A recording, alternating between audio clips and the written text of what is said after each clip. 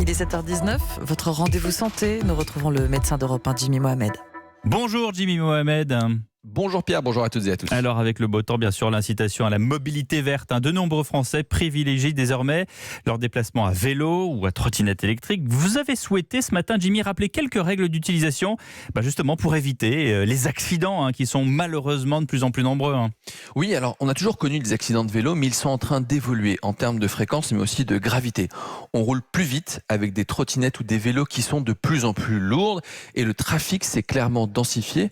On observe donc plus de fractures au niveau des membres inférieurs comme la cheville, mais aussi du poignet et du coude, notamment liés au traumatisme direct. Les dentistes ont aussi vu une augmentation du nombre de dents cassées liées au traumatisme de la face. Alors, 3 consignes simples pour rouler en toute sécurité. 1.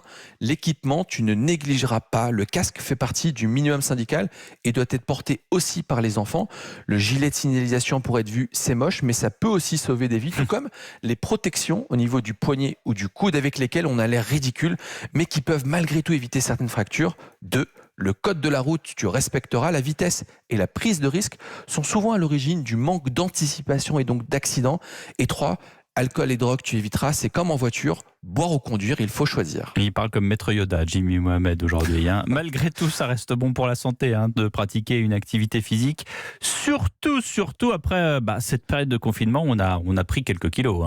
Eh oui, et 50% des Français ne pratiquent aucun sport ni activité physique et ce chiffre tend à augmenter chaque année. Alors, tout le monde n'aime pas faire du sport. Moi, le premier, l'objectif, c'est de lutter contre la sédentarité, d'autant plus que celle-ci peut aggraver d'éventuels problèmes de dos. Alors, l'activité physique, ça peut prendre différentes formes. Ça peut être tout simplement prendre les escaliers au lieu de l'ascenseur, faire du jardinage ou du bricolage, promener un peu plus son chien.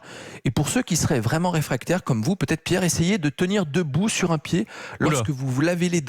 Ce sera un début. N'oubliez pas que l'activité physique concerne aussi les enfants, 1 heure par jour et tous les jours. Et l'important, c'est de commencer dès le plus jeune âge. Du tout, moi je fais beaucoup de sport. Merci Jimmy Mohamed, on se retrouve demain.